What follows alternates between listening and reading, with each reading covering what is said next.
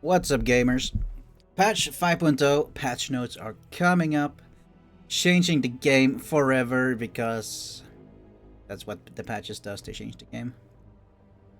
Adding some background music in the background. Hope that's okay. If not, let me know in the comments if it's too loud or whatever, but it's looking fine on the recording in Streamlabs. So let's read the patch notes and let's react to the patch notes and see what we think, and then we'll see what it's like tomorrow. The DLC finally comes out. Yes, indeed. Not Lord of Decay, Thrones of Decay. Greetings! Decades arise. Oh no, decay arise in the world of Total War Warhammer 3 tomorrow, with brand new additions to Nurgle, the Empire, and the Dwarves. For a deep dive into everything arriving in Thrones of Decay, including a heap of free DLC content, be sure to swing by the links below to catch up anything you may have missed. Introducing Tramilton the Maggot Lord, Elspeth von Draken, and Malachi McKayson. But, if you're short on time, here are some of the highlights for Update 5.0. Oh, this was a loud song. Carl Franz theme. Well, it looks fine in the audio balance. So here's the highlights. Tramilton the Maggot Lord, Elspeth von Draken, Malachi McKayson are riding Warhammer 3 in Thrones of Decay. Give a tally of the countless plagues spread in Nurgle's name as Epidemius, a new FLC legendary lord for Nurgle. Tackle campaigns reborn with revitalization, reworks, and tweaks to Nurgle, the Empire, and the Dwarves. Obtain a powerful artifact or seal away its corruption with the Nemesis Crown. Yeah, I hope we get more info on the Nemesis Crown in this, because I still have barely a clue what it does. Alright, here's the picture. Let's see. I still think Champions of Chaos had the best splash art, with the four dudes hanging around on a cliff. But this one does a pretty good job with blending the three characters. They're like key creatures in the back. The Plague Toad, no, the Toad Dragon. I mean, keep calling them Plague Toads. The Thunderbirch and the Carmine Dragon, which I got informed is not an Empire Dragon. Also, I'm pretty sure Empire Dragons is just domesticated dragons in the Empire, it's not a specific race, but it gave me a reply at least to calling it Empire, so I'm gonna keep calling it Empire Dragon until people correct me in the comments, so I get more algorithm help. The more people view, likes, and comments, the more it helps me getting out there. Alright, continuing. The Thrones of Decay introduces 3 new legendary lords for Nurgle, the Empire, and the Dwarves, usable in both Realm of Chaos and Immortal Empire campaign. So I heard Realm of Chaos, the Dwarves, is bugged. Or there's an issue with the grudges that they double in how much grudging you need to do. I'm gonna assume it's gonna be fixed with the launch, but we'll see. Just keep that in mind, so if you don't get too bummed out if that happens, you're gonna try Realm of Chaos Dwarf experience. Embrace conflict, ingenuity, and decay with a new suit of legendary lords, heroes, units, and mechanics to enhance your campaign roster on and off the battlefield. Tramilton the Maggot Lord, Elspeth von Draken, and Malachi McKayson are in Total Warhammer 3. They bring unique campaign mechanics to their respective races. With a brand new objective in Realm of Chaos, independent from the Urson storyline. Place the new units and later lords have to achieve a total victory and secure the Nemesis Crown. Wait, does that mean all 3 of them are chasing the Nemesis Crown in Realms of Chaos campaign? Maybe they just added there to remind you that the Nemesis Crown is coming. Woo! 3 new legendary lords join the battle. Yes, we have said this like 3 times now. Gather chieftains from powerful factions across the known world and become the ultimate warlord as Nurgle as Tramilton the Maggot Lord. Embrace the strength of magic and gunpowder with Null's Imperial Gunnery School serving Elspeth von Draken. Seek a glorious death, reap the rewards, and test your latest innovations as Malachi McKayson. Improve your odds with 3 new legendary heroes, 15 units, 3 lords, 3 heroes, and further 9 regiments of renown. Okay, just remember, you have to divide this by 3. Yeah, because everyone is getting a third of this. Epidemius, Freelcy. That's this boy here. Epidemius is the epicenter of his army and excels at being a support specialist, blessing the grotesque gifts of the Earth Father upon his troops to enhance their combat prowess. Should he wish to examine potential experimental candidates up close, his snuggling hoisted palanquin will transport him into battle. While his disease-imbued rusty sword will rip... I feel like this is copy-paste from Epidemius Free LC blog post. As Nurgle's talisman, Epidemius oversees master domination. Yes, this is just copy-paste. If you want to hear me reading about this, just watch the Epidemius FLC video. I think I made one. Yes, I did. In the FLC blog post. Blah blah blah blah. Available tomorrow's free addition to Nurgle to all CA account holders alongside the launch of up to 5.0. Yes, remember you need to click up here, register if you haven't, or log in if you have, and that way you link your Steam account, blah blah blah, and then you can get Epidemius that way. That's how they're gonna do it. Update 5.0.0. Stability and performance. Fix a rear crash when opening Vampire Coast Roar Pool. Alright, I guess there are people still playing Vampire Coast. Greatly reduced the temporary freeze that can occur when Ultimate Crisis mode fires every end game at once. Alright, so when you get all the crises activating at the same time. Right. Pressing escape while dragging ancillaries into the character details but no longer freezes them into place indefinitely. It's a soft lock that could occur when AI Katarine or AI Kostaltin won the followers race. There's a soft lock about that? Huh. Gameplay. Below are the changes made to gameplay systems, AI and other mechanics that define how the game is played. Rules and systems. Fixed settlement building costs showing the unmodified value on yet unlocked buildings, higher tires. Gifting a region to another faction no longer incurs control penalties. Alright, I didn't know this. Special heroes that come from Rites, Petra's Necrotech, Pestilent Scheme Priest, and Doom Engineer can no longer equip magic items, as they would be lost as soon as the hero performed their action. What did the Necrotech do again? I think they like... You could settle as runes with them. I think that was their thing.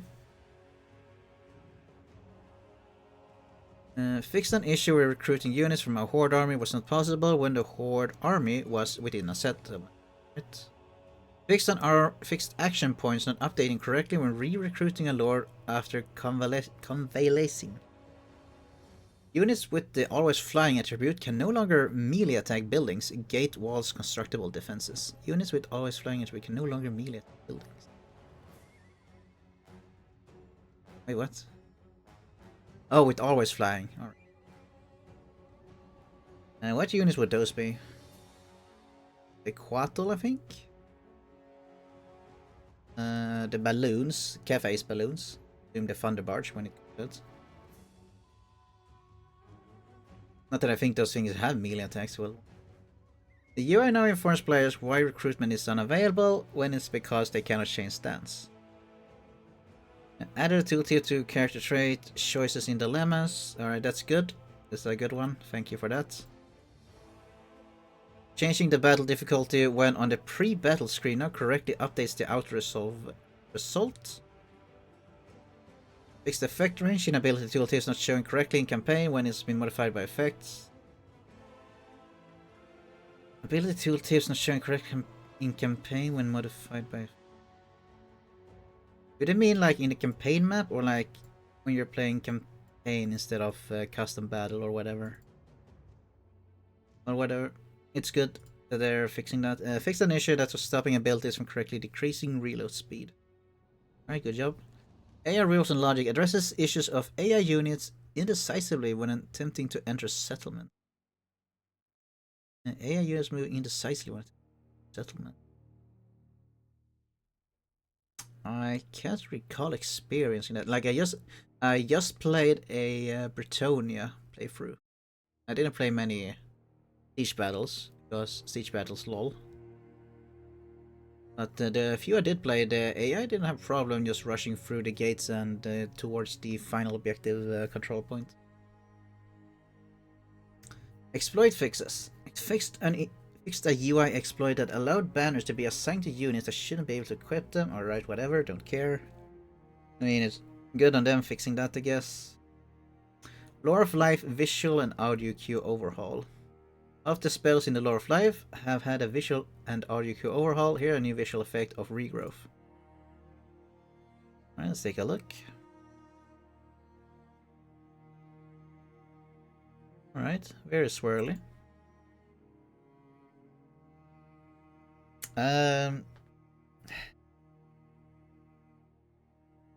All of the spells in Lore of Life. I mean, I guess they weren't very flashy. It mostly just saw like green glow when you were casting Lifeblood.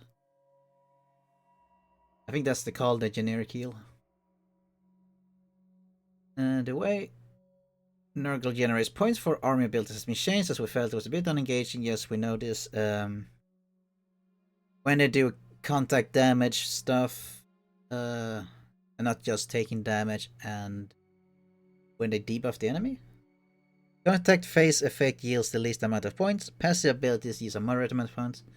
Active abilities yield the most amount of points. Right.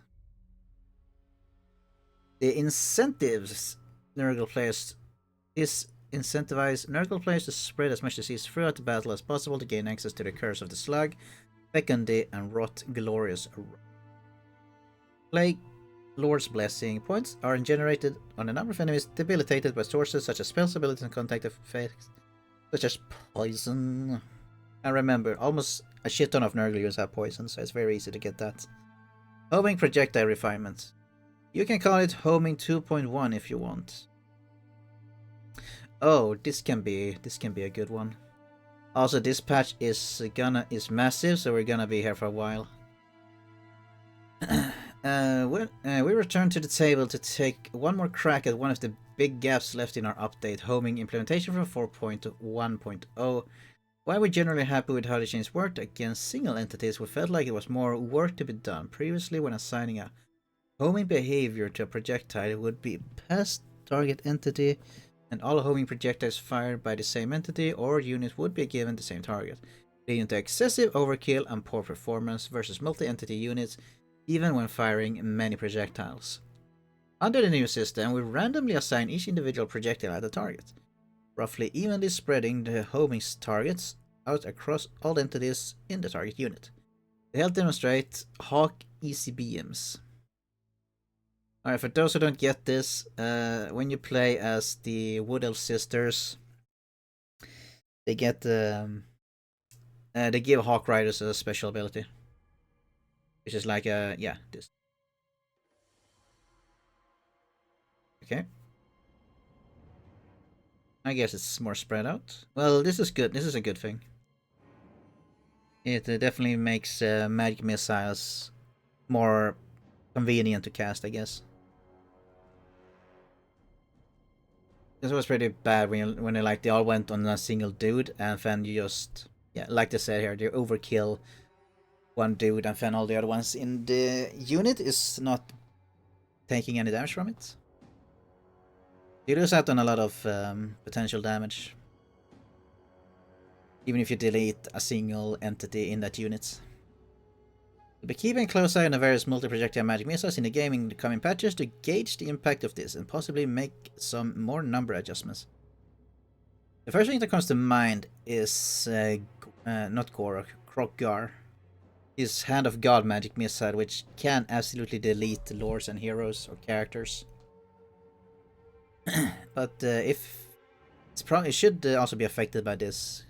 It could be decent against the blobs as well. Well, not blobs, but lower entity units like ogres, aspiring champions, those kind of numbers, like the 16 slots.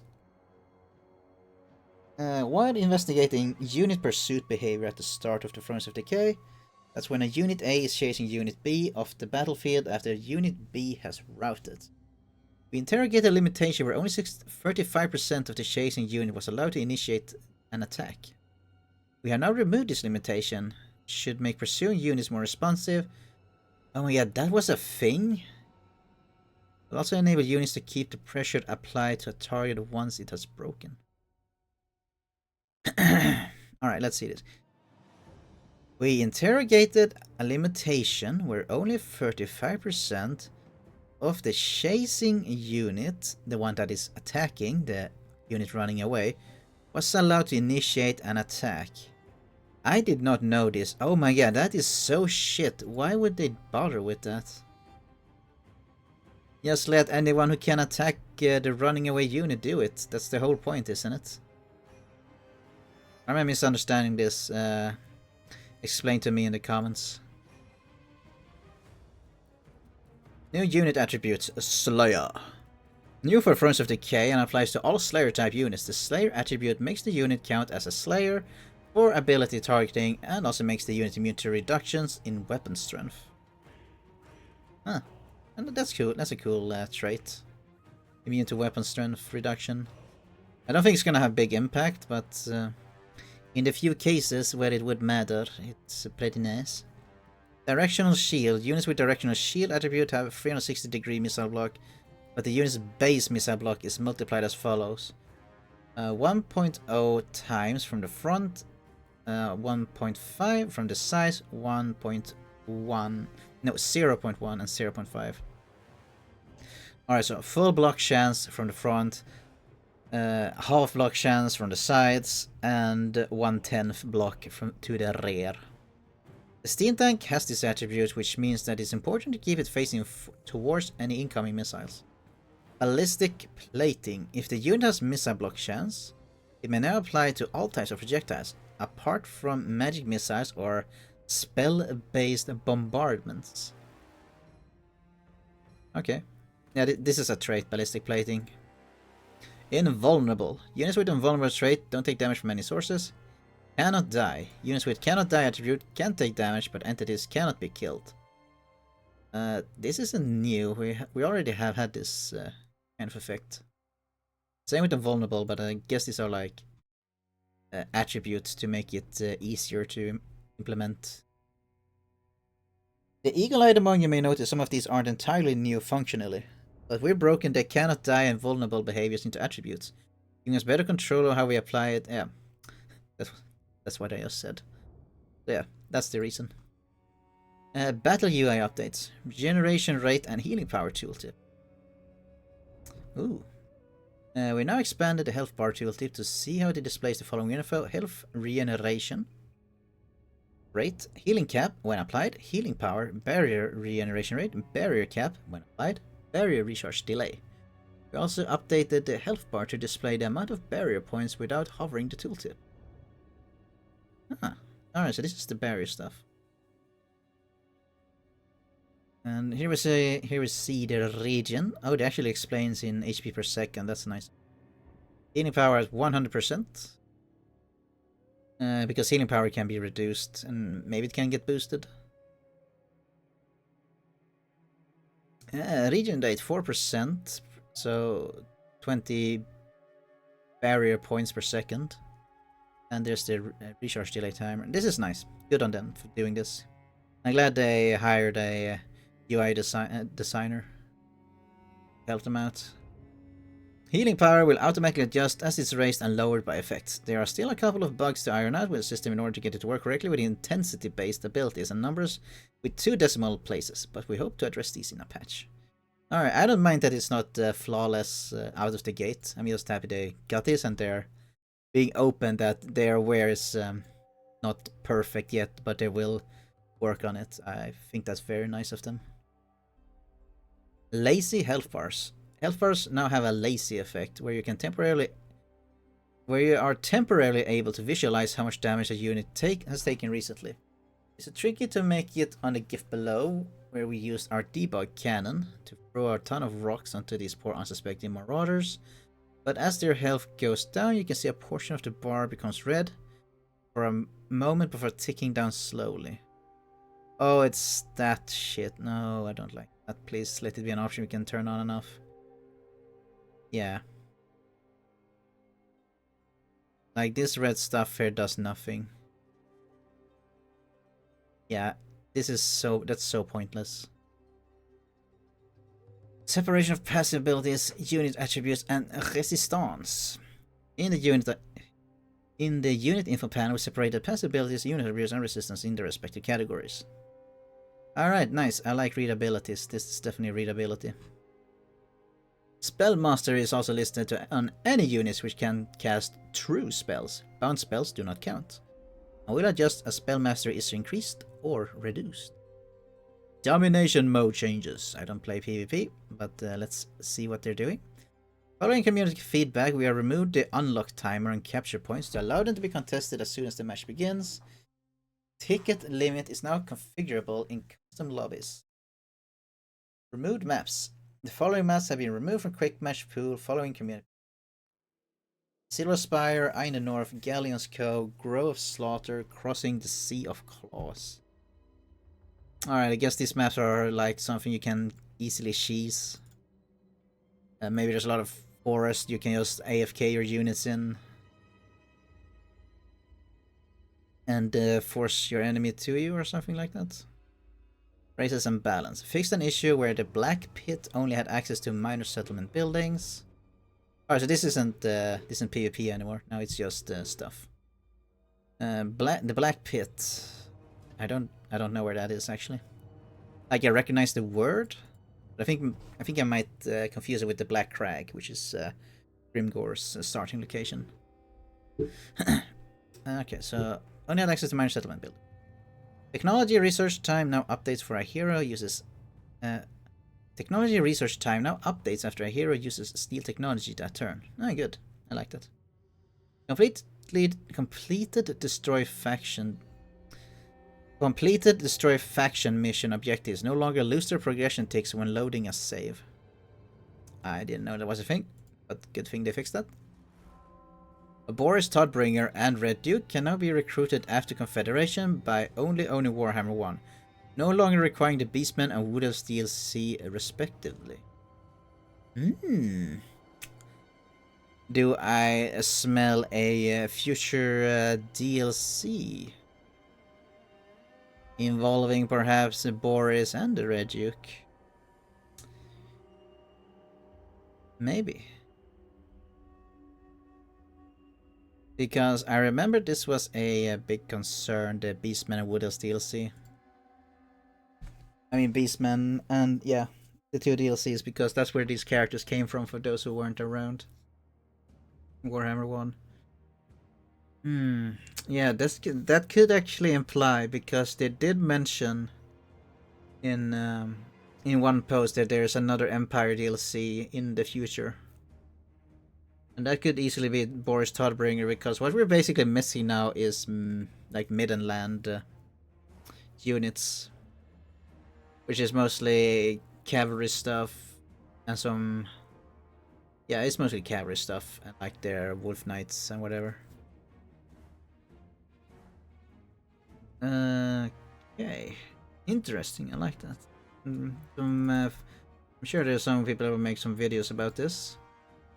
Replace the effects that increase hit points when melee defense instead of a certain items and items, as hit points cannot be increased via items. Replace the effects that increase hit points with melee defense instead of certain on certain items and item set, as hit points cannot be increased via items. Why not? Just fix that instead. Remove the melee defense effect from the shield of a Tolos item to better suit its rarity and description. Oh, good. You made one of the shittiest items even shittier. I'll be so happy with my 6 Shield of Patolos that you keep throwing at me. Now that it doesn't even give melee defense. Now it's like only range block. Well, whatever. More reason to just fuse this as you get them, I guess. Shard of Siege. Spell mastery from 10 to 15%.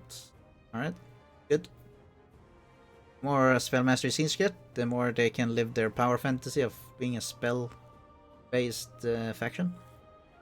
Character abilities, Great Arcane Conduit. 15% more spell mastery, good. Watched by the Watcher. -1 to 3. Number of uses. Wait, what? What do you mean number of uses -1? Okay, I don't know what Watched by the Watcher is. Arcane Flight. Alright, so this is just 10% to 15% of all spell mastery, it looks like. Mistwalker's Barrage. 15 to 50 projectiles. Alright, good. It was a bit limp. Projectiles didn't do much. Can damage allies through into falls, launch source. This will attempt to spawn projectiles above the target, offset the launch position towards deployment zone by projectile range. The Twisted Twin, more spell power. Twisted Twin is the champion of Champions of Chaos, Singe guy. His name I'm momentarily forgotten. But yeah, it's those two guys. Extremely Daring Death Blow. Melee attack from 0 to 10. Physical resistance from 30% to 15%. That's unfortunate. I feel like they could just added the 10 melee attack and let them have the physical resistance. The term Death Blow. Melee attack 10. Weapon damage 25 to 30. Armor piercing damage 25 to 30. Death Blow. Weapon damage 18% to 20. Alright, whoop. Whoop whoop. Easier numbers to multiply stuff with, I guess. Master of the Black Arts. Active time 18 seconds to 15 seconds. Spell mastery 25 to 60%. Alright, good. Nice. Nice using up there on the spell mastery. Master of the Black Arts. Is that like the Black Art General guy? Is that something for him? Because I'm pretty sure that's just like a generic melee lord, isn't it? Captain or Admiral. Well, ballistic calibration. This is the engineer. A couple of engineers has this. Yeah, now we target on a friendly unit from a distance. Alright, good.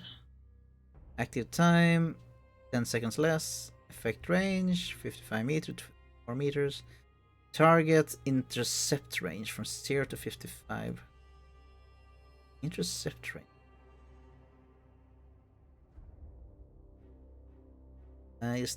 Is this a range of the spell or the buff? Effect duration. Alright, active time and effect duration I guess is kind of the same thing. Accuracy from 60 to 0. Accuracy wasn't really doing anything meaningful in this particular example, so we removed it from the ability. Dragon Slayer's X. Okay, they almost hauled the damage it did. Dragon Slayer's Fang. 10% ward save, minus and 0 armor. That's fine. 10% ward save is more important than 23 armor. Blood Statuette of Spite. 4 uses to 2. Don't know what his blood thinks. Demon Spite Crucible. 20% to 60% spell mastery. Maw Shard. Prismatic Amplifier. Power recharge rate from 16% to 160%. Good. Skull of Katam. Active time. Direct damage doubled. Spell mastery tripled. Active time less. Yeah, it's a big buff. That item. Blah blah blah blah blah. Ancestor Rune. From uses from 1 to -1. Active time from 25 to -1. Range. Oh, I'm about to sneeze.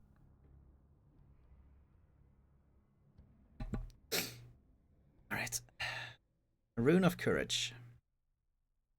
What is this -1 effect? No, we're not gonna read through every single item, we're just gonna skim through them.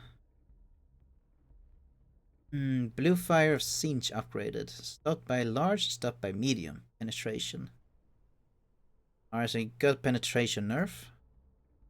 Shockwave radius decreased. Homing improved to distribute projectiles randomly among entities. Alright, so they're this is about the magic missile spread thing that they showed above.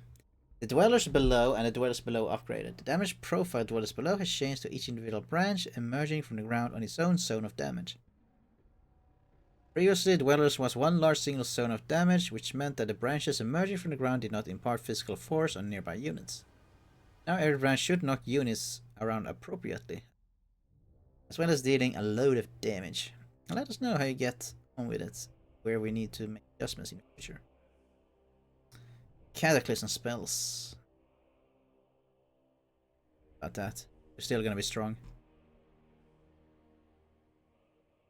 They're increasing the cooldowns, but they're also like cranking up numbers. Did we really need to reduce this? 0, the melee attacking minus and abilities. Sense of Despair now temporarily removes all attributes in the game that would make a unit unbreakable. Unbreakable, undead, construct, demonic element. Yes, that's strong in a very situational thing. I think I'd rather just have this, really, the minus melee attack and melee defense. Unit abilities. Here we go. Beastman. Torok's Rune Tortured Access quest. Torok's Rune Tortured Access quest mission can no longer be cancelled. To do that. The Beastman Hearthstone buildings now display how many slots that we provide with each level. Remove the effect causing a second type of attrition on non-chaos armies from the Beastman's Plague of the Crow. Oh, I didn't know they could do a double attrition armies. That's cool. Added multiplayer units Pestigores. Beastman characters can now gain the Lone Wolf trait. I don't know what Lone Wolf does. Platonia. Alright. Beakies lost some health. As did the generic Hippogriff. Henry got 5 more armor. Whoop whoop. Grail Guardians. Multiplayer stuff. No, this is not multiplayer stuff. Yeah, SP and P. Upkeep increase. I mean, it's not much. It's not worth crying over. Minor changes.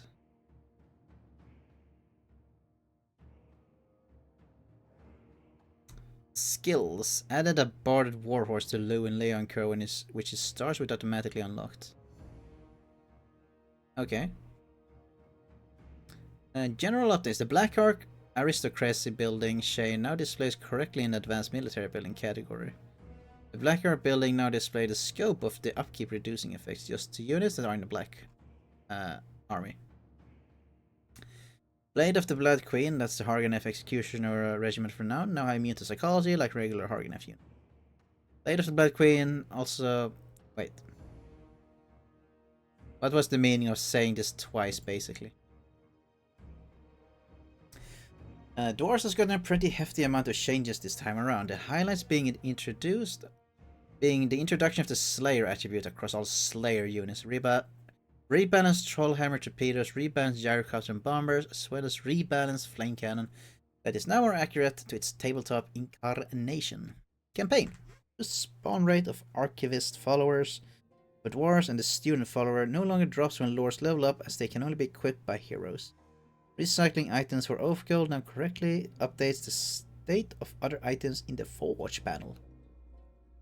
Replaced Fire While Moving attribute for Gyrocopters Brimstone Gun, which causes fear gained from the interchangeable parts technology. Replaced Fire While Moving attribute for Gyrocopters, which causes fear. Okay. I like Fire While Moving more, but... Alright. Yeah, they are reworking the Dwarf technology tree. Lords got cheaper in multiplayer. Whoop whoop. Master Engineer got cheaper in multiplayer. Giant Slayers got more health. Nice. Dragonback Slayers. That's the Regiment of Renowned Slayers that has the fire resistance and their attack slows, I think. They got cheaper in single player to recruit 50 gold less. Whoop whoop. Iron Drakes Trollhammer Torpedoes have received a range and velocity buff, making them more proficient in dealing with large armored targets at longer ranges. Alright. And for that, we lost... let's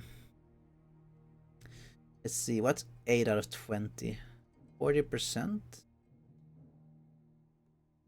Oh, that can't be... No, 10 is 50%. So yes, it's 40% damage reduction on base missile.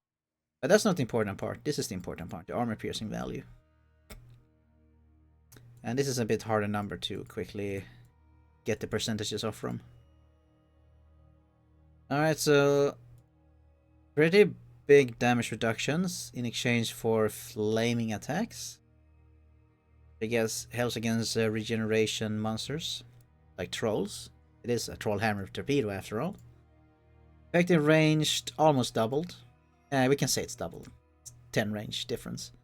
Projectile velocity also doubled. Alright. Interesting. I'll give them a try. They were a unit I didn't really bother with because one, you get them really late. And like tier 4. I think. And yeah, just quarrelers, just quarreler stacks are so fucking strong, especially when you play as Borek Ironbrow, which is my favorite warlord at the time. The full might of the Dawi Air Force is now riding, so gyrocopters have been rebalanced to include more entities. Nice. Their weapons have also had a bit of an overhaul, with the steam gun on the regular gyrocopter being adept at damaging armor targets. Nice. Number of entities 4 to 12. Hell yeah. Added attribute firewall. Oh, they get firewall moving automatically now. It's not. You don't need a trait for it. Ammo doubled. Good. Base missile damage reduced by half. But armor-piercing missile damage increased 4 times. Yes, 4 times. Effective range increased. Projectile velocity 45 to 60. Base reload time reduced. Base explosion damage decreased by a lot. So basically it's more pew pew pew, single target, rather than boom boom boom. Armor-piercing explosion damage decreased. Explosion radius decreased. Gyrocopter's Brimstone guns have undergone a vast transformation to become more accurate to the tabletop incarnation. The Brimstone gun now fires a stream of hot fire at the enemy, much like an Iron Drake would. It's a flamethrower now. The intention here is that the Brimstone guns can now be used to hose down lightly armored enemy infantry with fire, while the regular gyrocopters pepper larger, more armored targets. Alright, this seems like really fun, because I did wish gyrocopters were more fun to use. And this definitely is doing it for me. Gyro Bombers and Skyhammer. Skyhammer is the regiment renowned Gyro Bomber. The Gyro Bombers have been updated with the arrival of the Thunderbars. Gyro Bombers now comes with 4 entities by default and have rebalance or reflect. To reflect this. Alright, damage drastically decreased. Okay. And in exchange, it takes longer to reload. Slightly more explosion damage. Okay.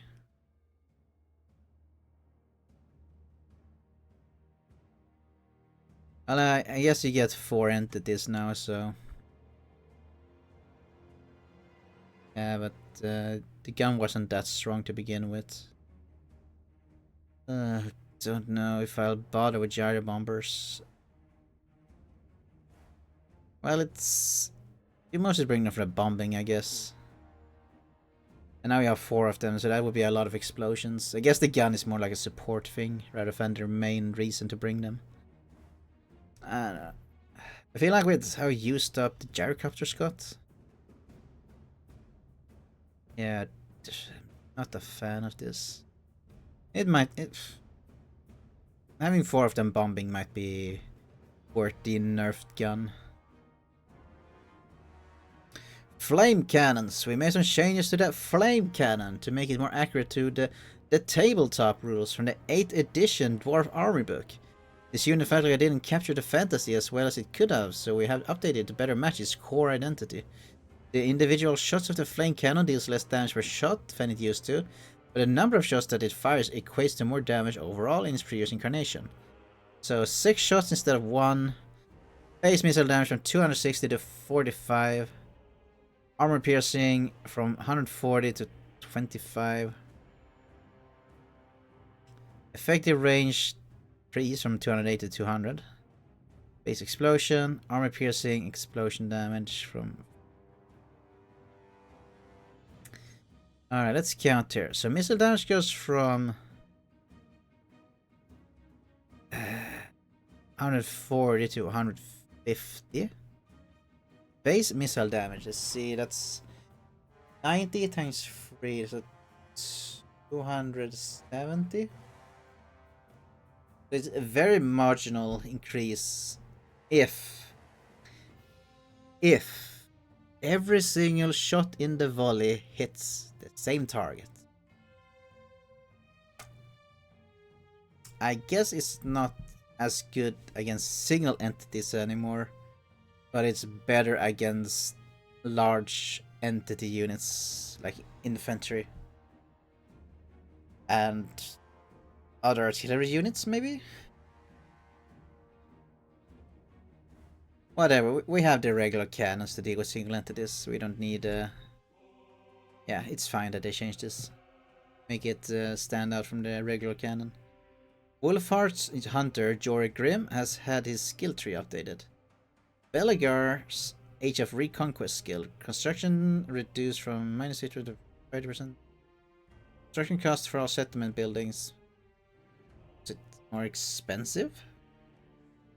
Reasoning frequently would make settlement buildings free when combined with updated technology and building effects for dwarves.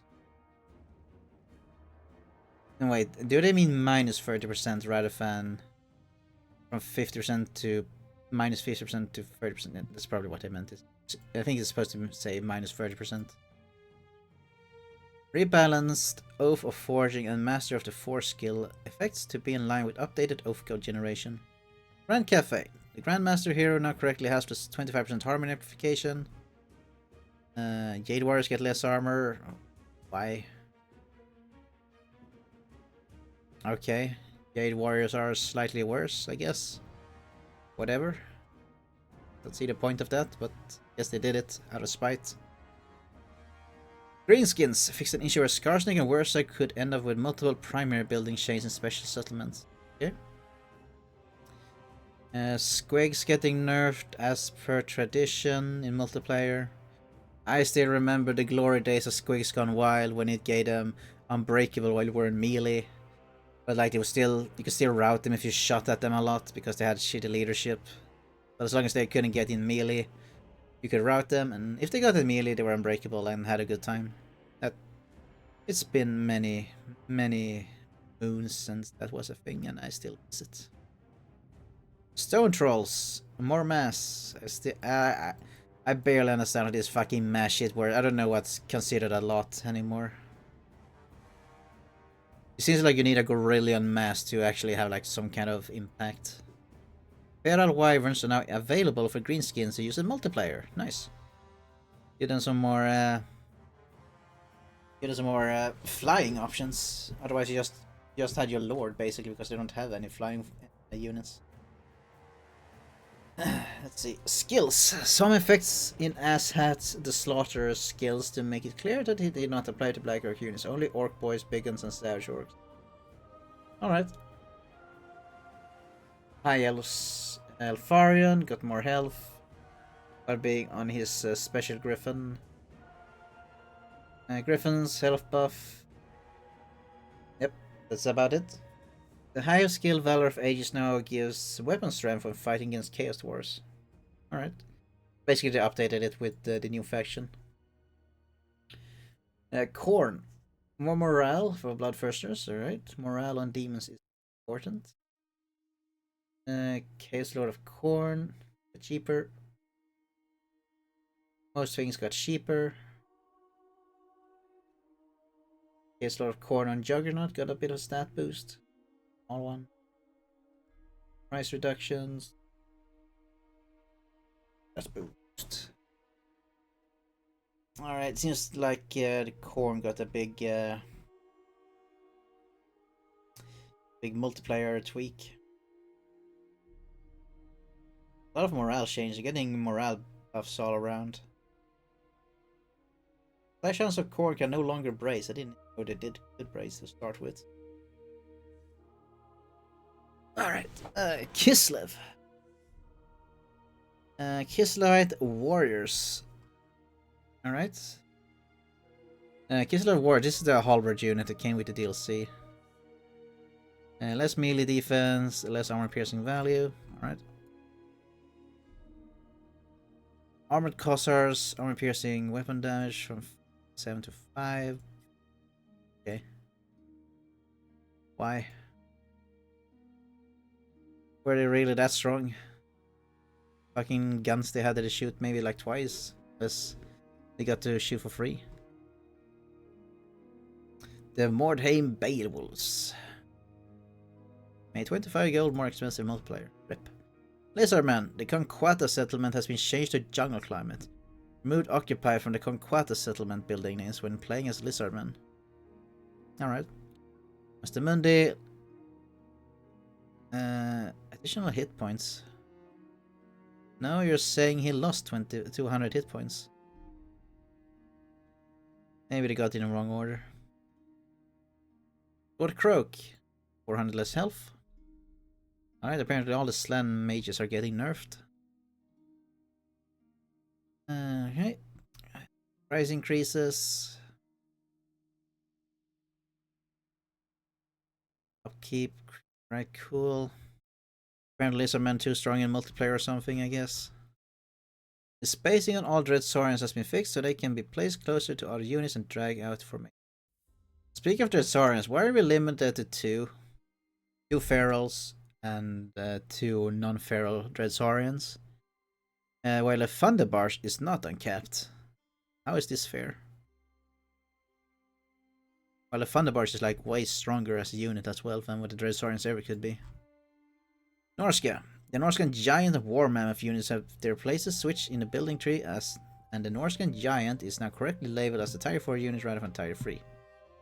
No one is still gonna buy your Norscan Giant because it's a shit unit, because Giants has always been shit, and they will always be shit until you decide to make them good.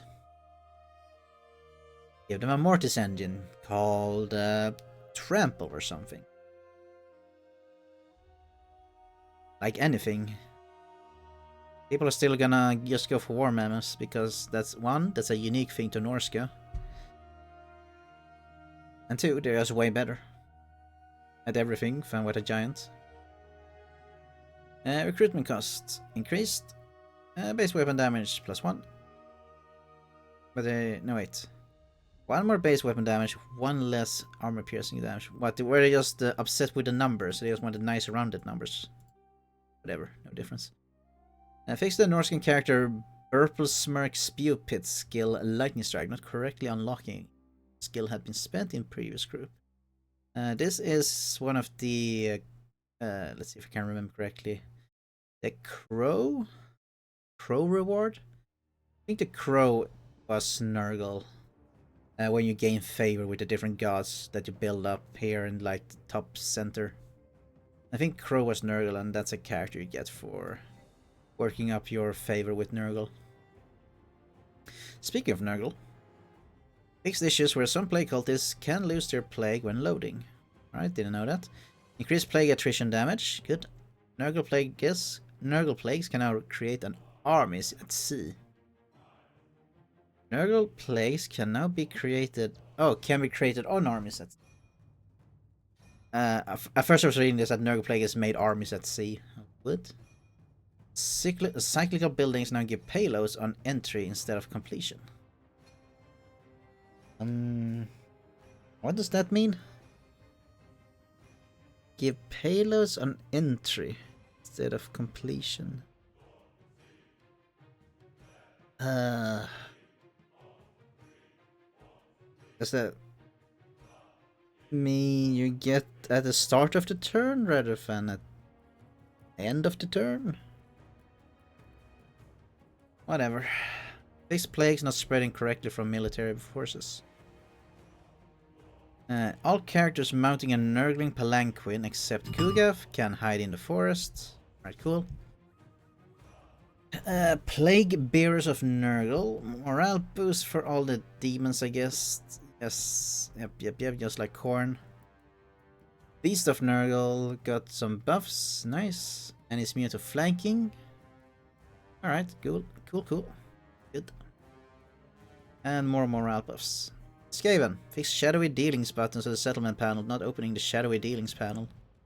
Alright. Slanesh. Strider immune to psychology to cultists of Slanesh. Okie dokie. Morale buffs for demons, and that's about it.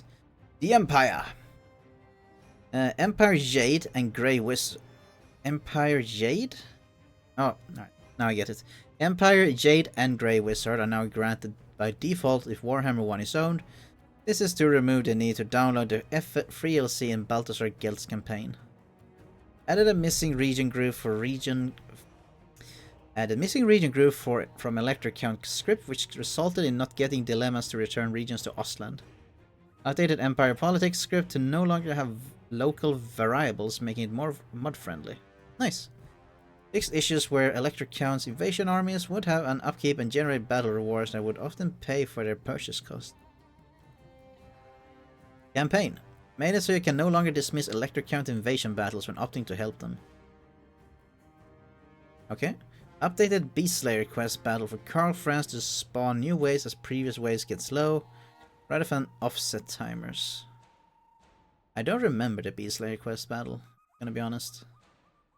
But it's good that instead of having to wait around if you kill everything too fast, that they just pop out. Save you some time. Removed increased starting upkeep for state troop units, but reduced upkeep reduction for each Electric Count seat owned from 5% to 3%. Fixed issue where you would gain 1 prestige post battle upon losing. Fixed Electric Counts map not showing colors for some of the regions. The Electoral Machinations button now correctly updates its state when the panel is closed by clicking on an army or settlement. Alright, good stuff. Can't really complain or say anything about that, there's not much to say. Removed starting upkeep and recruitment cost debuff for Knights of the Blazing Sun. Starting upkeep and recruitment cost debuff. That's a thing? Man, Knights of the Blazing Sun sucks ass to start with. Added at Castle Reichgard, Blazing Sun Chapter House and Knight Panther House to provide powerful bonuses to Knight units. Yay! Additionally, added a new Chapter House landmark in Nuln for the new Knights of the Black Rose, which follows the same format. General of the Empire, more missile block chance. This seems to be a trend. It is just the General of the Empire with different mounts. Imperial Griffin gets more health and a little bit more armor. Boris gets the same treatment as does Karl, who gets the most health because he's on a specific, he's on a named mount.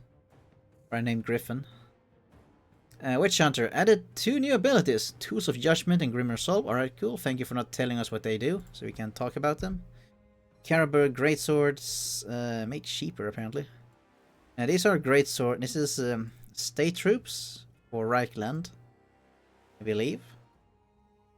And their special ability is that they're unbreakable. So they're unbreakable Greatswords. Nordland Mariners.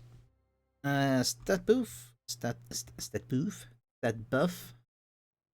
Stir River Patrol gains Aquatic. Alright. Aquatic isn't that big of a deal. It's pretty rare to get like swamp maps that are filled with water spots. Gunderman's Surefires. Less morale. Less charge bonus, less armor piercing damage. Wait, what?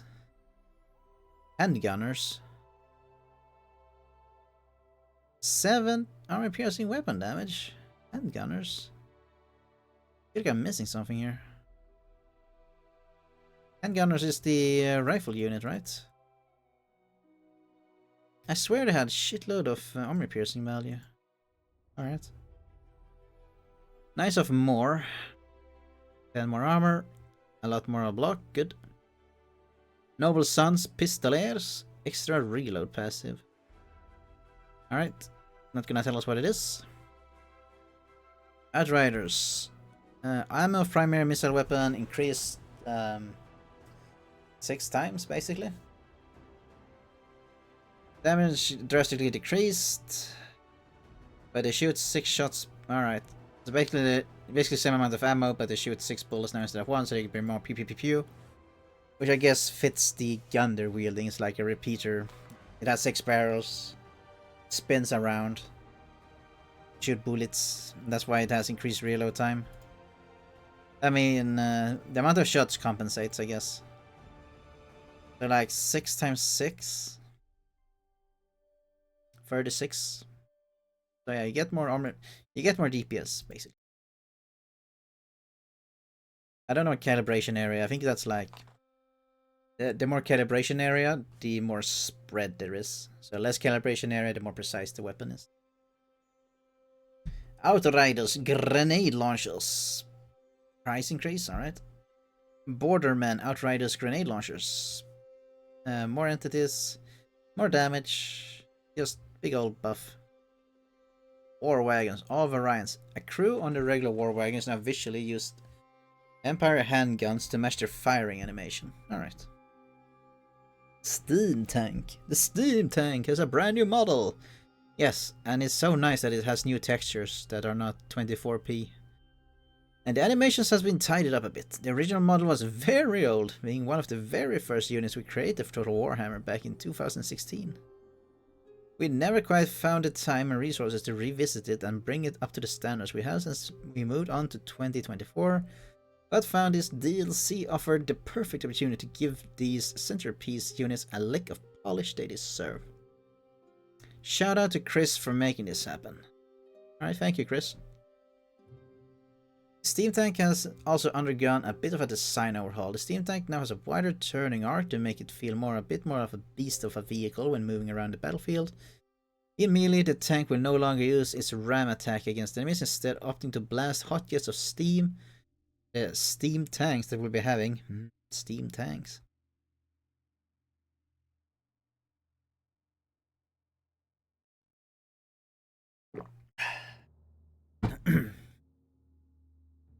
They may now fire on the move, and an engineer commander sits proudly in the top, shooting at anything that comes too close. The turret and commander will also keep firing if the hull cannon runs out of ammo. Turret and commander, alright. Turret is the steam gun, I still believe. The tank itself also now benefits from missile block chance used in conjunction with the new directional shield attribute, allowing it to block missiles with varying effects depending on which side it shoots from. Here are the stat changes. Expensive, it gains double melee defense. It has 70% missile block chance. Woof, that's a lot.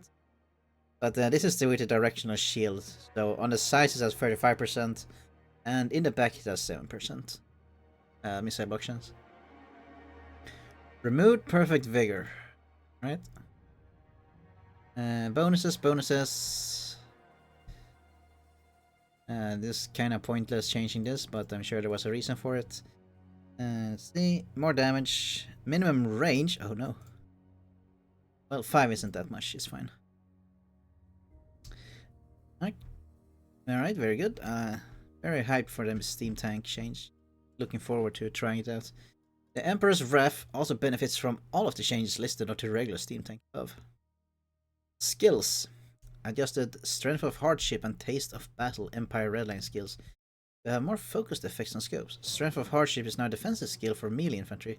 Taste of Battle is now an offensive cavalry skill. Tomb Kings. Alright, we're almost done. Fix an issue where Tomb Kings regiments of renown had less leadership than the regular units' counterparts when at rank 9. I didn't know that was a problem either, but good on you guys for fixing it. Chair is more expensive, morale buffs. Yep, morale buffs all around. Siege. Fix an issue where schemes panel could be closed during the scripted tour. Scripted tour? I don't know what the scripted tour is. I haven't actually played Demons of Siege. I only played the Warriors of Chaos version. Chaos Lower Siege, made cheaper. Multiplayer stuff, corrected the lack of collision attacks. And buffs, morale buffs for all the demons. Which I think all the buffing to the demons is tied to when they no, it was Construct they changed from Unbreak. They changed Sentinels from... They changed some of the constructs from having Unbreakable to becoming Constructs, which is like being a demon. Alright, so, yeah, but it's not tied to that because demons has not changed, I think. Yeah, they're getting 5 more morale, apparently. Fixed the prismatic amplifier item gives 60% recharge rate instead of 160%. An added effect that increases wind's magic capacity. It better suits its rarity. Alright. Vampire Coast. Fixed an issue where certain Vampire Coast missions would break alliances that the player had. This was due to the target army being spawned while would automatically declare war on the player and the allies would refuse to join. That's a fun experience, I'm sure. The allies no longer get asked to join when the target spawns.